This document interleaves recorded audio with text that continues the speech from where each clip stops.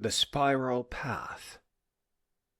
The cave you fear to enter holds the treasure you seek. Joseph Campbell, from The Hero with 1,000 Faces. Part 1. The Weight of Unsolved Things. Lena Meijer had not slept properly in 3 months. The kind of not sleeping that accumulates like sediment in a riverbed, each night adding another layer until you can barely remember what clarity felt like. At 26, she was the youngest doctoral candidate in MIT's cryptography program, and she was drowning. Her dissertation on elliptic curve vulnerabilities had stalled. The math was beautiful, she could see that, but she couldn't find her way through it. Every time she sat down to work, the symbols blurred, her thoughts scattered, and a low hum of panic set in that made her chest tight and her hands shake. "You're burned out," her advisor had said. "Take a break. Go somewhere without Wi-Fi." So she went to the Appalachian Trail. Day 4, somewhere in Virginia, climbing toward McAfee Knob. Her legs ached in a good way now, a physical ache that drowned out the mental noise. She had stopped checking her phone, stopped thinking about prime factorization and discrete logarithms, started noticing things. The way morning light filtered through rhododendron leaves, the particular sound of her boots on packed earth, and what a joy that was. The rhythm of her own breathing. At the shelter that night, she met a retired archaeologist named Dr. Irene Vasquez, 72 years young and section hiking her way to Maine, one summer at a time. "What do you do?" Irene asked over instant oatmeal. "Cryptography," Lena said. "Or so I'm supposed to. I study how to break codes and how to make codes that can't be broken." Irene's eyes lit up. "Have you ever heard of the Phaistos disk?" Part 2. The disk. Irene pulled out her phone. "I lied. I do carry it for photos," and showed Lena an image of a clay disk covered in stamped symbols, spiraling inward from edge to center. "Found in Crete, 1908, Irene explained. "About 4,000 years old. 45 different signs stamped with individual punches, like a Bronze Age printing press. 241 symbols total, and in over a century. No one has cracked it." Lena felt something stir in her chest. The old feeling, the one she had as a teenager, when she first discovered that patterns could hide secrets, and secrets could be revealed by the right kind of thinking. "Everyone assumes it's religious," Irene continued. "Prayers, hymns, that sort of thing. But I spent 40 years studying Bronze Age diplomacy. And you know what I think?" "What?" "I think we're looking at bureaucracy, a treaty, a letter, something political. We keep imagining ancient people as simpler than us, more mystical, less practical. But they had trade networks spanning the Mediterranean. They had alliances and enemies. They had lawyers," she laughed. "Probably had lawyers." That night, in her tent, Lena downloaded the Wikipedia article and the transcription data, which is right there. She couldn't stop thinking about it. 45 signs, 241 tokens, 61 word groups. The same proportions as a syllabary-like linear B, like cuneiform. Not random. Not noise. Structure. Part 3. The Pattern. emerges. Lena stayed an extra day at the shelter, sitting on a rock outcropping with her laptop balanced on her knees. She was running the data through Python scripts she wrote in a fever of concentration. For the first time in months, her mind felt clear. It was the trail. First discovery, sign O2, plumbed head, appears 19 times, almost always followed by sign 12, shield. O212 appears 13 times as a unit. This is not random. This is a grammatical marker. Big Ram O212 equals 13 times this pair appears. Total words 61. Percentage Big Ram O212 divided by total words times 100. Result is 21% of all words start with O212. If you were writing a treaty, Lena murmured to herself, like whereas or be it resolved, you'd have repeated formulas for large force. You'd have witness clauses. She looked at side 8 again, and there it was, staring at her in the face. The refrain structure. Side A contains identical repeated sequences in positions that suggest formal legal structure. These are not prayers. These are contract terms, repeated for legal emphasis, like signing in triplicate. Lena's hands were trembling, oh yes, but not from panic this time. From recognition. "You beautiful bureaucrat," she whispered to whoever had pressed these stamps into clay 4,000 years ago. "You were just trying to make sure the treaty would stick." Part 4. Kietea. That night, Lena dreamt of a woman. She was young, maybe Lena's age, with dark hair and strong hands, sitting in a room lit by oil lamps. Before her lay a disk of wet clay and a wooden case containing 45 bronze stamps, each carved with a different sign. This woman was not praying. She was working. Lena watched her consult a tablet covered in scratched notes, then pick up a stamp and press it firmly into the clay. The woman's brow was furrowed with concentration, the same furrow Lena knew from her own reflection in late-night library windows. Who was she writing to? The woman looked up as if she heard the question. In the dream logic way, Lena understood she was writing to a king across the sea.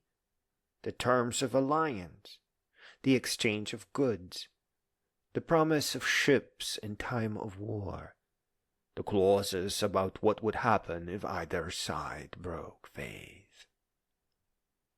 Legal boilerplate, Lena thought, and almost laughed. 4,000 years old, and it's still legal boilerplate. The woman smiled, a small, tired, proud smile, and pressed another stamp into the clay. Lena woke before dawn, unzipped her tent, and watched the sun rise over the Blue Ridge Mountains. Her mind was quiet and full at the same time, like a glass of clear water. She thought about Joseph Campbell, whose books her father had given her as a teenager. The Hero's Journey, The Call to Adventure, The Descent into Darkness, The Ordeal, The Transformation, and The Return. She had entered her cave. She had faced her dragon, the fear that she wasn't smart enough, that the math was too hard, that she would fail. And in the silence of the trail, something had shifted. The Phaistos disk wasn't just an ancient puzzle. It was a mirror. A woman, 4 millennia ago, had sat down to solve a hard problem. How to make an agreement stick. How to create a document that could cross the sea and carry the weight of kingdoms. She had invented a technology, those stamps, the world's first movable type. She invented the press. Mastered a craft, the precise art of pressing symbols into clay, and created something that lasted longer than the palace that housed it. Wow!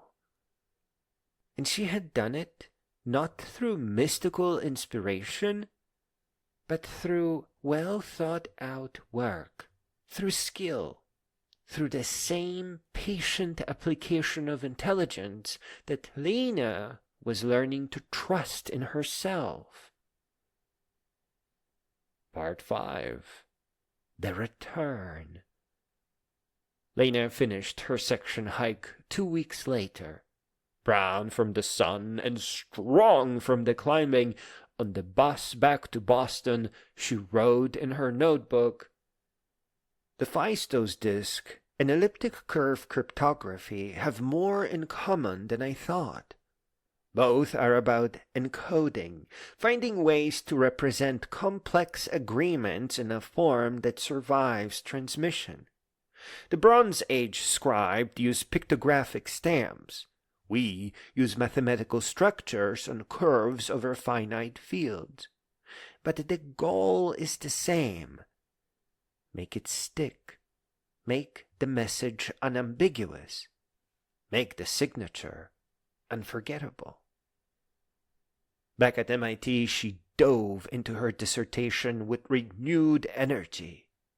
But she also kept working on the disk, using it as a kind of warm-up exercise, a way to keep her pattern recognition skills sharp. Elliptic curve cryptography. The basics. ECC relies on the difficulty of the discrete logarithm problem on elliptic curves.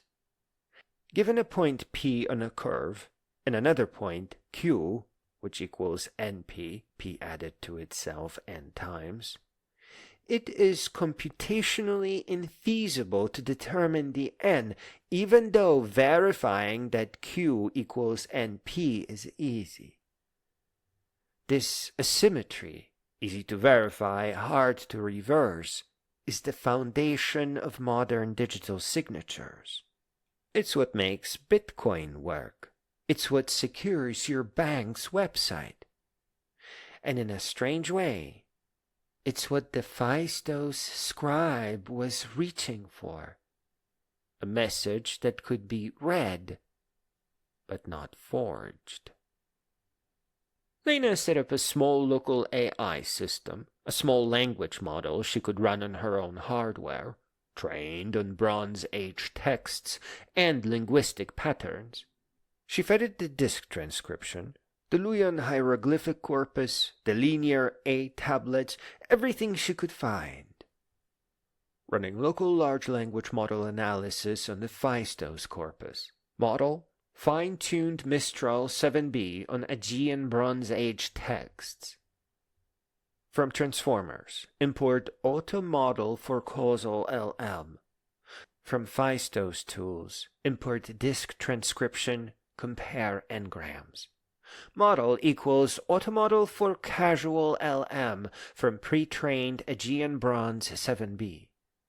Test hypothesis. Does the disk share statistical fingerprints with known Luwian documents?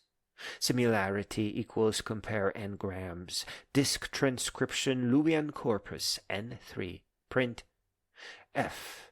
Trigram similarity to Luwian. Similarity dot 3F. Result 0.67. Higher than chance. Worth investigating. It wasn't proof. It wasn't decipherment. But it was progress. The steady accumulation of evidence that would someday tip the scales towards understanding. Part 6. The Gift. Lena defended her dissertation 18 months later. Her thesis on lattice-based attacks on elliptic curve implementation was well received. One reviewer called it a significant contribution to post-quantum cryptographic security. But at the reception afterward, what people wanted to talk about was the appendix. She had included a 30-page analysis of the Phaistos disk, framing it as a case study in cryptographic method. Not a decipherment, she was careful about that, but a demonstration of how modern computational tools could be applied to ancient mysteries. "You really think it's a treaty?" her advisor asked. "I think it's probably a treaty," Lena said, "or a diplomatic letter. The structure fits, the distribution of signs fits. And it makes more sense than assuming Bronze Age people only wrote prayers. Come on." She thought about Kietea. That was what she called the scribe in her mind now, borrowing a Minoan-sounding name. A woman doing a hard job under pressure, trying to get the words exactly right because kingdoms depended on it. "We should stop assuming that the past was simpler than the present," Lena said. "Human beings have always been complicated. They've always had complex problems to solve. The tools change. The complexity does not." Part 7. To Those Who Come Next. 3 years later, Dr. Lena Meijer stood before a room full of undergraduate women at the Women in STEM event. She had been asked to talk about her career path, but she found herself thinking about the disk instead. "When I was burned out and lost," she told them, "I found my way back through an ancient puzzle. Not because I solved it, I haven't, nobody has, but because working on it reminded me why I fell in love with cryptography in the first place." She clicked to a slide showing the disk, spiraling with its mysterious signs. Somewhere around 1700 BCE, a woman, I believe it was a woman, sat down with a set of bronze stamps and pressed a message into clay. She was probably a trained scribe, part of the palace bureaucracy. She was doing her job. And 4,000 years later, we are still trying to read what she wrote. Lena smiled. That's what I love about this field. Cryptography isn't just about secrets. It's about communication across barriers. Barriers of distance. Barriers of time. Barriers of understanding. Every code is a bridge someone is trying to build. An invitation. The tools have never been more accessible. You can run a large language model on your laptop. You can access digitized manuscripts from every museum in the world. You can write Python scripts to analyze patterns that would have taken previous generations years to compute by hand. The unsolved problems are waiting for you. The hero's journey isn't about becoming someone else, Lena said, wrapping up. It's about becoming more fully yourself. You enter the cave, you face the dragon, you find the treasure, and the treasure is always the same thing. The knowledge that you are capable of more than you believed, that you are well on your way towards greatness. Ketea knew that. She walked her spiral path 4,000 years ago, pressing signs into clay, building a bridge across the sea. She couldn't have known the bridge would last this long. She couldn't have known that someday a burned-out grad student would find her way back to herself by trying to read it. But that's how it works. The work we do echoes forward. The bridges we build outlast us. After the talk, a young woman approached her, nervous, eager, maybe 19. "I want to do what you do," she said, "but I don't know if I'm smart enough." Lena thought of the trail, the long days of walking, the slow return to clarity. You don't have to be the smartest. It's a process you develop over time, she said.